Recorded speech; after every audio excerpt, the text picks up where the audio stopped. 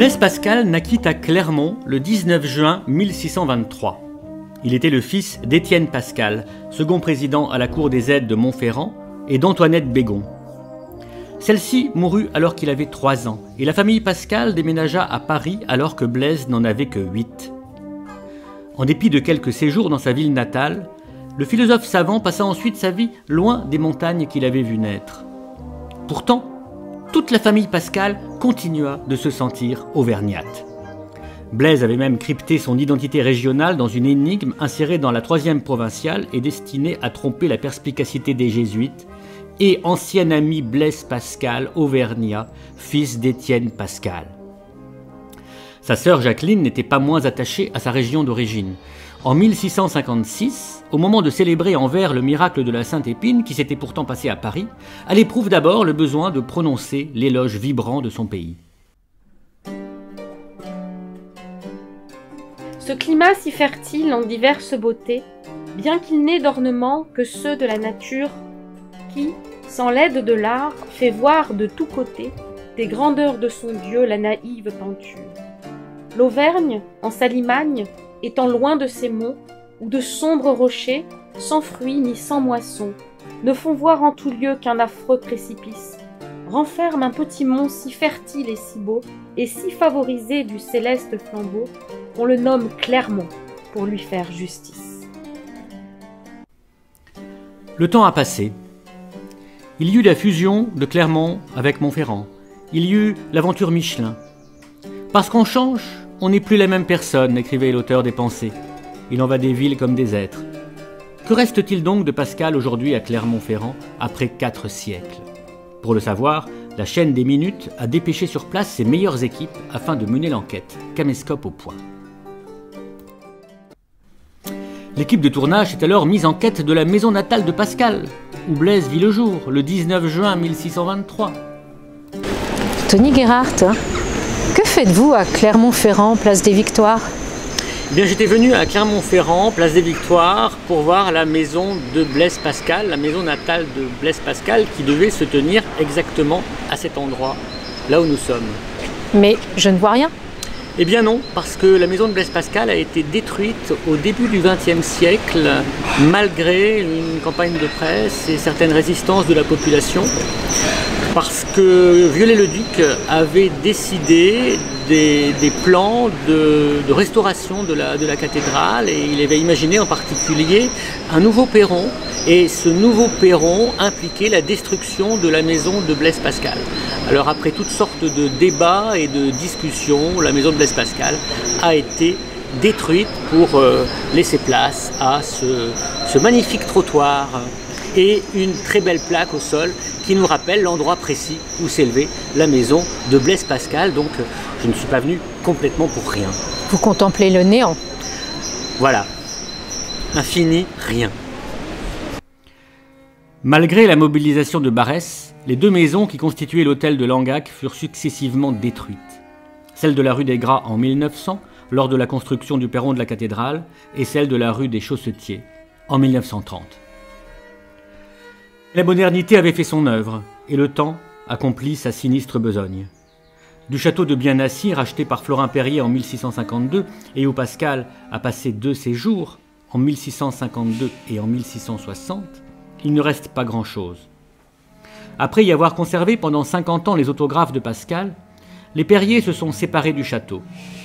Passés entre les mains de pépiniéristes et d'industriels qui en prennent peu de soin, les entreprises Michelin finissent par l'acquérir en 1912 pour le détruire 2 ans plus tard afin de construire l'usine des Carmes.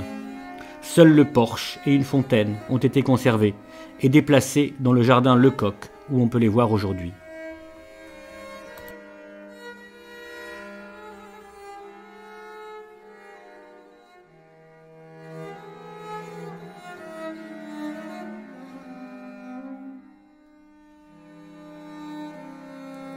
Tous les vestiges sont-ils irrémédiablement anéantis?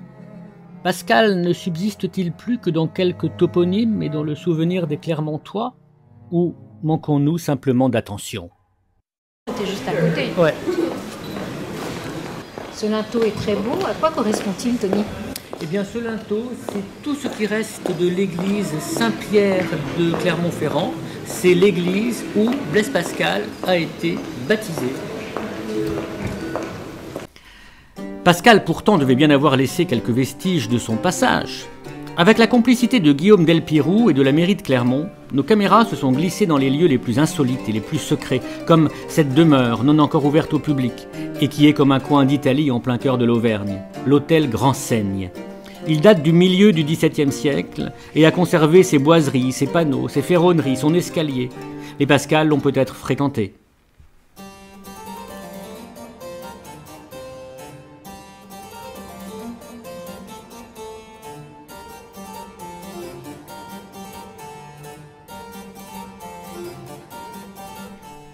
L'équipe de tournage n'épargna pas ses efforts et chercha Pascal jusque dans les caves. Celle où l'on conserve le chanturgue ne manque pas d'intérêt, mais d'autres trésors attendaient les visiteurs de la bibliothèque du patrimoine, dont le conservateur Pierre Trébout nous a très généreusement ouvert les portes.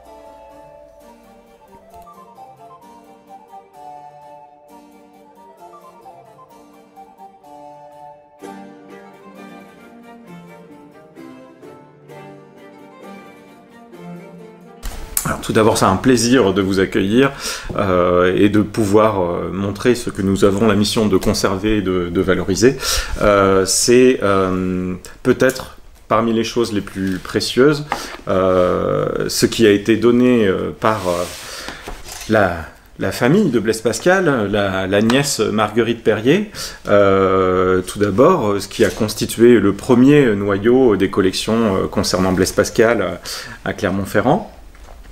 Ici, un recueil que Jean Ménard appelle le recueil S1.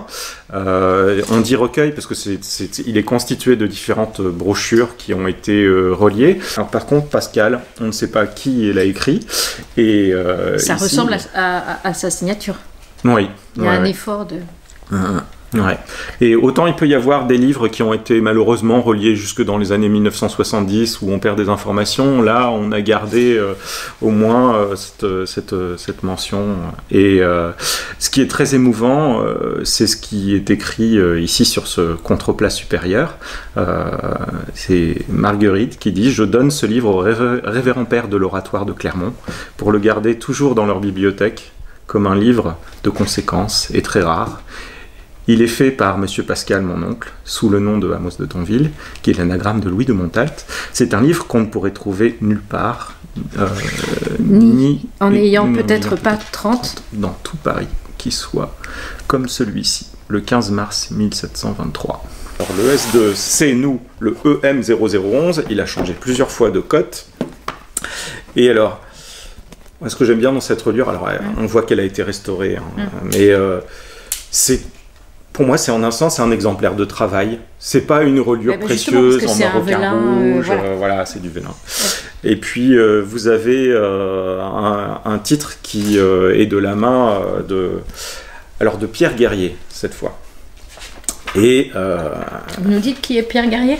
Alors, Pierre Guerrier, c'était un oratorien de Clermont. Ce sont des parents éloignés de la famille Pascal. Voilà, ouais. D'où leur intérêt dans la conservation, outre que l'oratoire avait des liens privilégiés avec Port-Royal depuis tout le milieu du XVIIe siècle. Et Saint-Cyran qui était proche de Bérulle. Et là, c'est un exemplaire avec la main donc, de Pierre Guerrier sur le titre. C'est lui qui aurait écrit aussi Oratory Clermontensis, donc Oratoire de Clermont. Et c'est à nouveau un recueil factice, avec ici la lettre de Tonville à Monsieur de Kercaligny. Une très belle page de titre. Oui. Avec un beau une crâne. vanité, voilà. C'est un tombeau. Tumulus, tombeau. Du très noble Blaise Pascal. Et je vais essayer de vous retrouver le triangle arithmétique. Ici, vous avez un triangle manuscrit. Et juste après, donc là c'est à nouveau un insert, hein. Le traité du triangle arithmétique, non seulement par lui-même, mais par comparaison avec le S2, puisque nous avons la même reliure avec annotation à nouveau de Guerrier. Alors, on garde toujours les anciennes étiquettes de bibliothèque. C'est la traçabilité. Ouais. À nouveau, on dit que ça vient de l'oratoire de Clermont.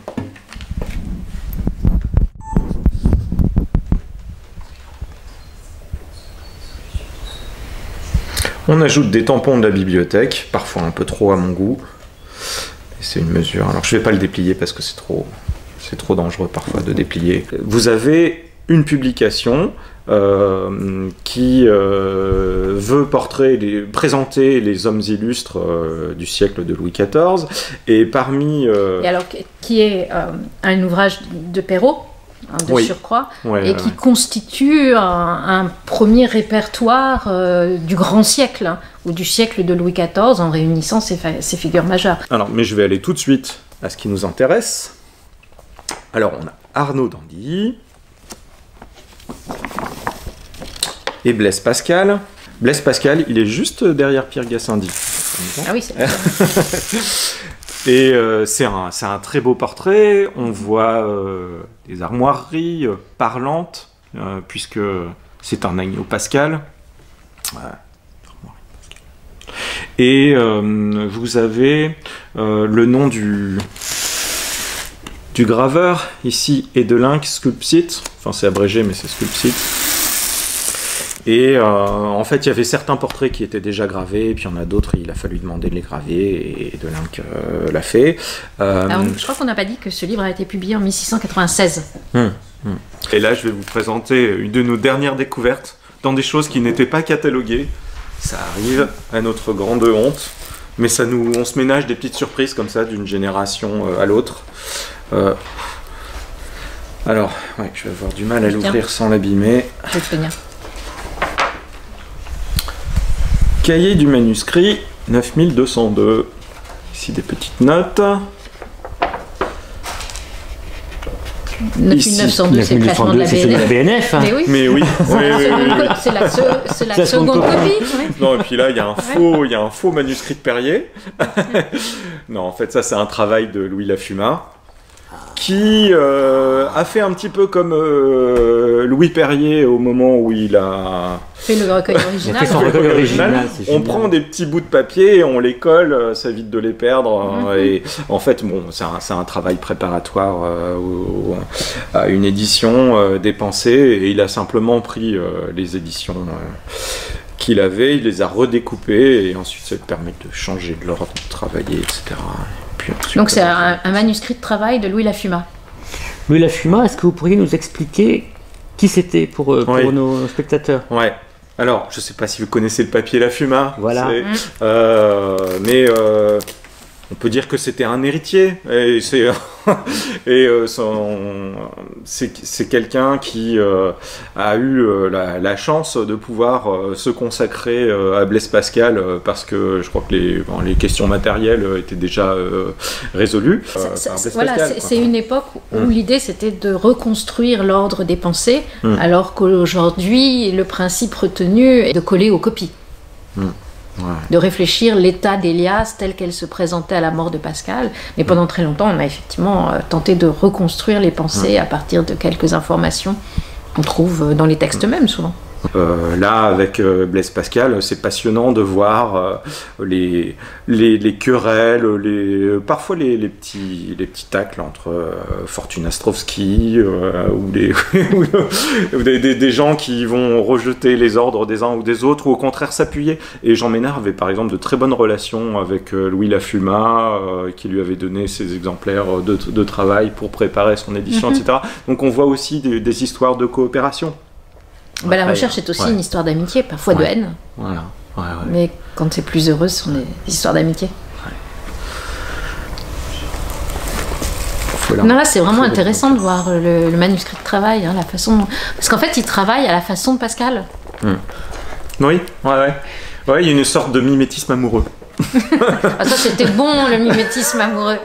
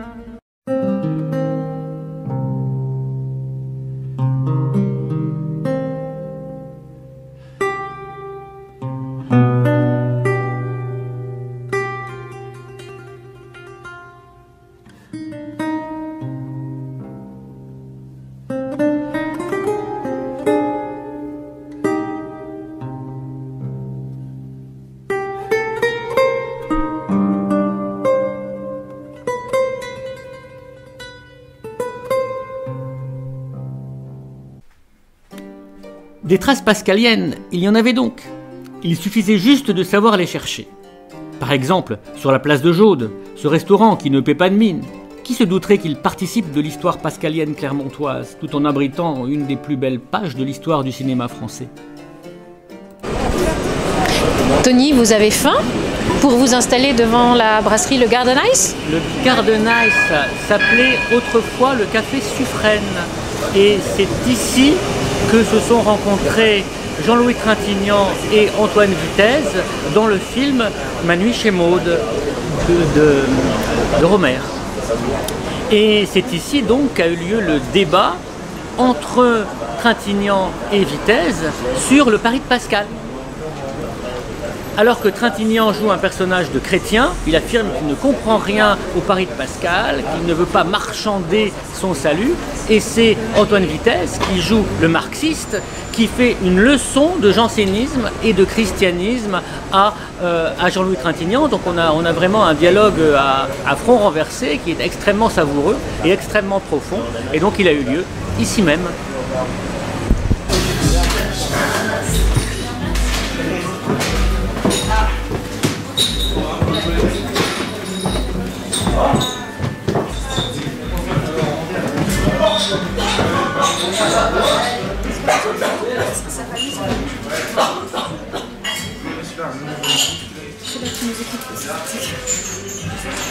Alors Laurence, le pari de Pascal, qu'en penses-tu? Le triangle arithmétique de Pascal est lié à toute l'histoire du pari. Et c'est même par là que Pascal est prodigieusement moderne. Le mathématicien et le métaphysicien ne font qu'un. Ah tiens, Pascal. Ça t'étonne? C'est curieux, je suis justement en train de le relire en ce moment. Et alors? Je suis très déçu. Tout Clermont nous parle de Pascal lorsqu'on sait où jeter les yeux.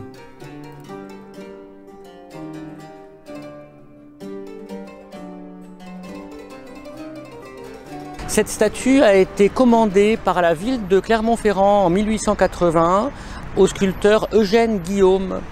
Et Eugène Guillaume tenait absolument à ce que la statue de Pascal puisse, donc on voit Pascal écrivant, concentré. Alors à quoi il réfléchit? Eh bien, il réfléchit à la pesanteur de l'air, à ce qu'on va appeler la pression atmosphérique et à la grande expérience de l'équilibre des liqueurs.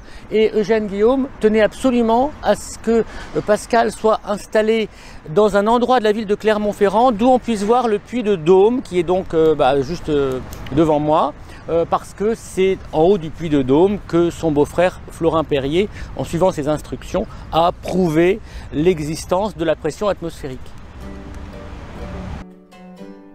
La ville de Clermont oublie si peu Blaise Pascal qu'elle a semé dans la rue des médaillons à son effigie.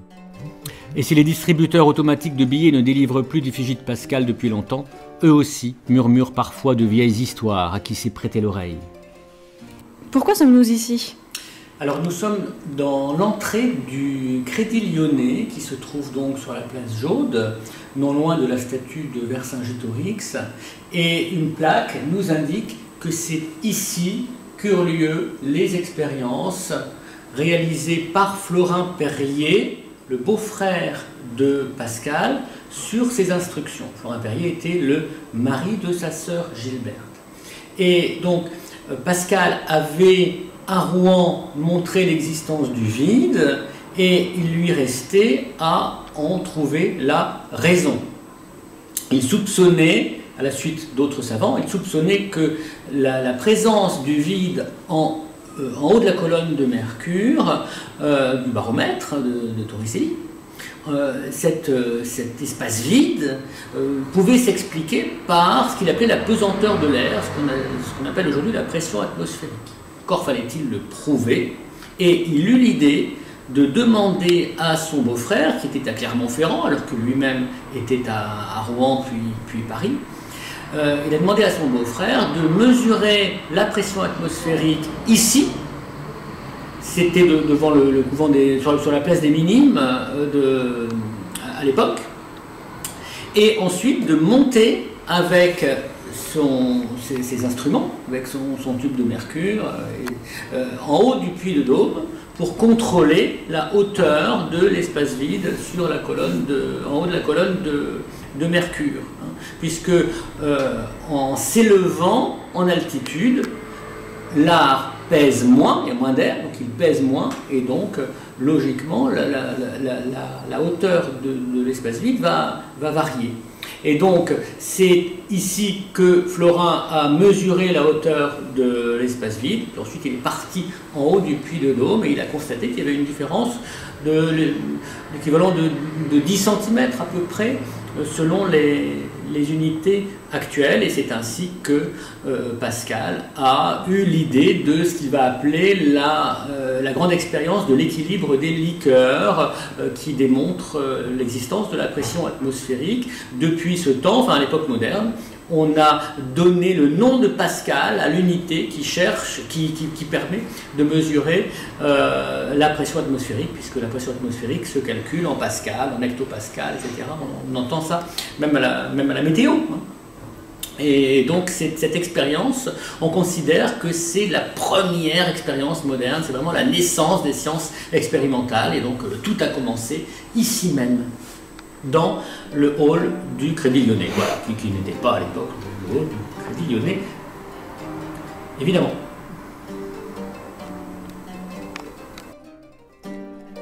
Nous en sommes maintenant bien persuadés, Pascal est partout à Clermont, il suffit de regarder autour de soi.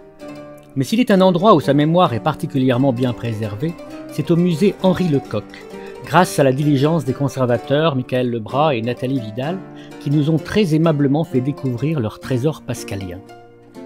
Bienvenue au Muséum Henri Lecoq. Je me trouve actuellement dans l'espace Blaise Pascal, l'espace que le muséum a développé, juste à côté d'une très belle citation de l'illustre philosophe, une citation qui met en valeur, en exergue, toute la modestie du personnage, tout son humanisme. Vous pouvez trouver à mes côtés un espace dédié aux explorations mathématiques de Blaise Pascal, un autre dédié aux explorations physiques et un autre qui aborde le côté peut-être plus méconnu du personnage, à savoir son côté entrepreneur.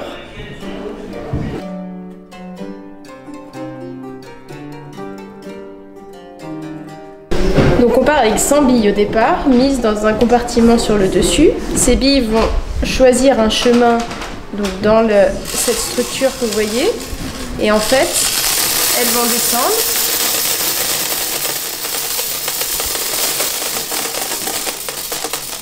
En se répartissant dans les différents compartiments. Et peu importe le nombre de fois que vous allez le faire, ça va toujours faire une courbe en forme de cloche, en fait, qu'on retrouve dans les probabilités avec les lois normales. Et cette distribution donc, permanente avec cette forme caractéristique. Bon.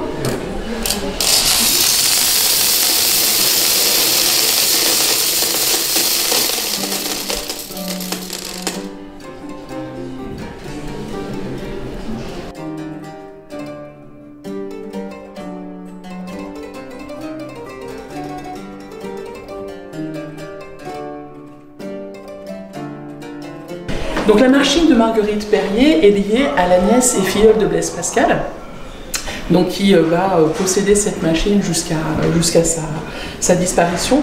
Elle la lèguera ainsi qu'une autre machine et des pièces détachées à l'oratoire de Clermont-Ferrand. Et à la Révolution française, cette machine sera récupérée et intégrera directement les biens de la ville.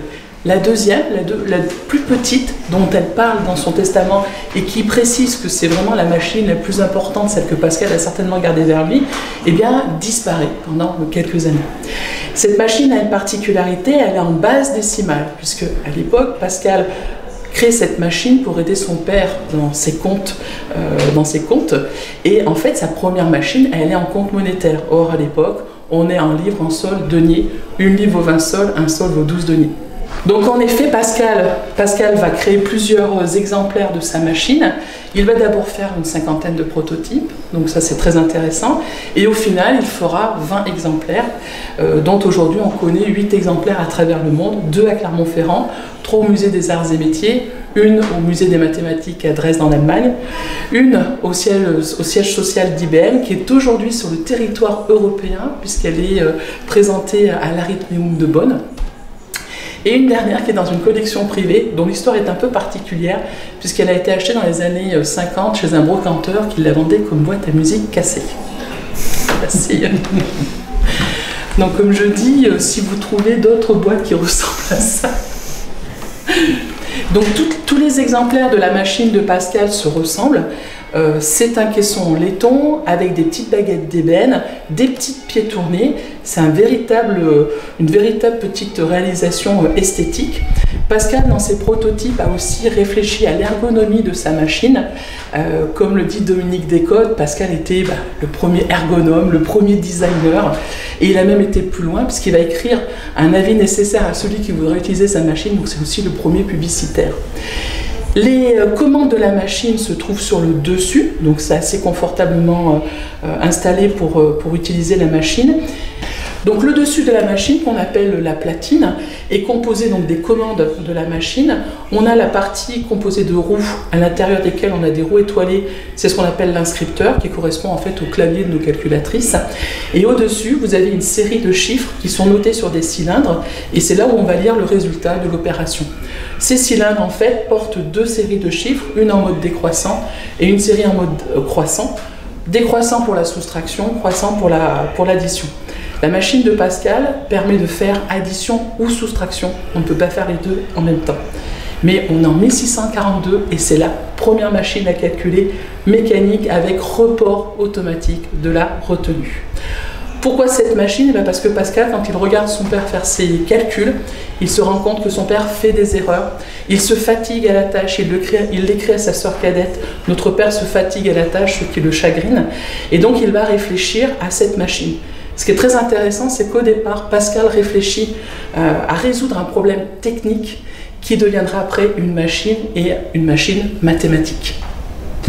Donc voici une maquette de l'intérieur de la machine pour représenter justement la pièce maîtresse de cette machine. Comment Pascal a réussi à faire en sorte que cette retenue se fasse automatiquement? Eh bien c'est grâce à cette pièce en turquoise que l'on appelle le sautoir. Donc ce sautoir en fait va monter au fur et à mesure et à un moment donné il va chuter grâce à la gravité et venir pousser la roue suivante grâce à ce petit, on va dire, harpon et un petit système de ressort. Donc là, c'est une maquette à l'échelle 10 que je vais enclencher. Donc en effet, sur les vraies pascalines, on voit bien qu'il y a ces 2 pignons décentrés qui viennent soulever le sautoir, qui amènent le sautoir jusqu'en bas. Et arrivé à 9, il suffit de rajouter 1 et le sautoir est libéré. Et donc en effet, il va tomber et venir pousser la roue suivante. Nous sommes sur une base 10, donc 1/10 de tour correspond à la retenue. Autre pièce très importante de la pascaline, c'est le cliquet. Le cliquet permet de caler la machine et en effet, cette machine, lorsqu'on la fait fonctionner, ne tourne que dans un seul sens, dans le sens des aiguilles d'une montre. Comme je dis, quand on entend les aiguilles, ça monte. Mais voilà.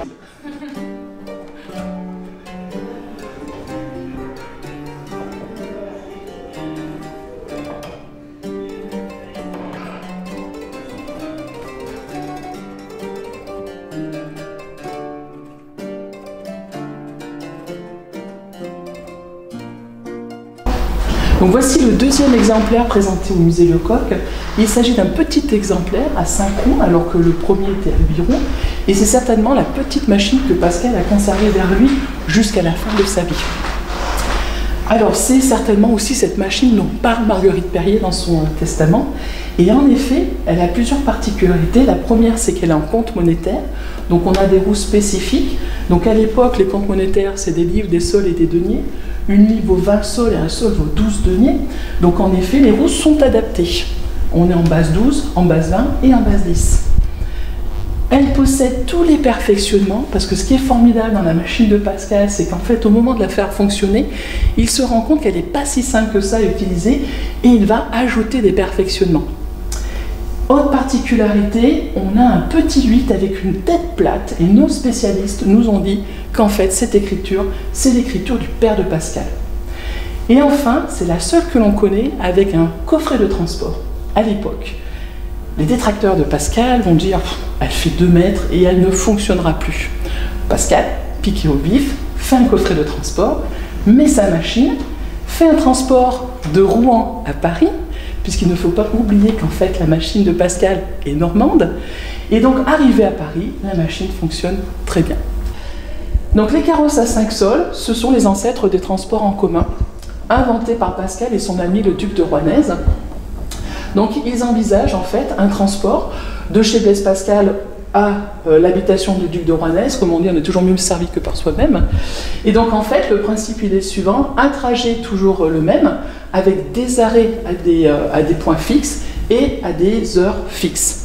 Et donc la course vaut 5 sols.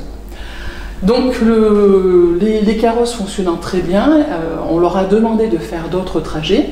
Et alors ce qui est intéressant, c'est qu'ils vont aller au-delà de ça, puisqu'ils vont du coup inventer en quelque sorte la correspondance.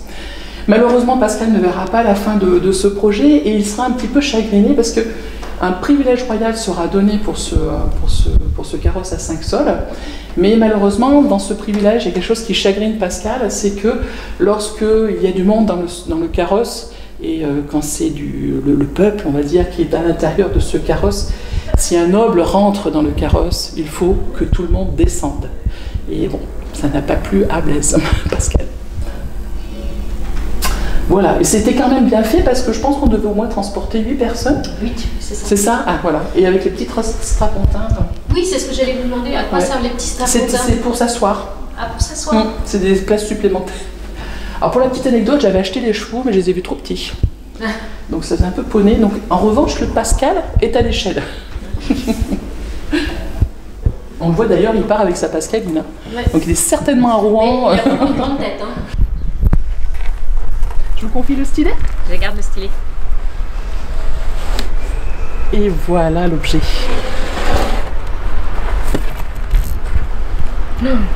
Elle est belle. Elle date de quand cette machine? Elle date de 2003. Et elle a été fabriquée par Pierre Charrier, qui est un local, qui s'est pris de passion, comme beaucoup, pour la Pascaline.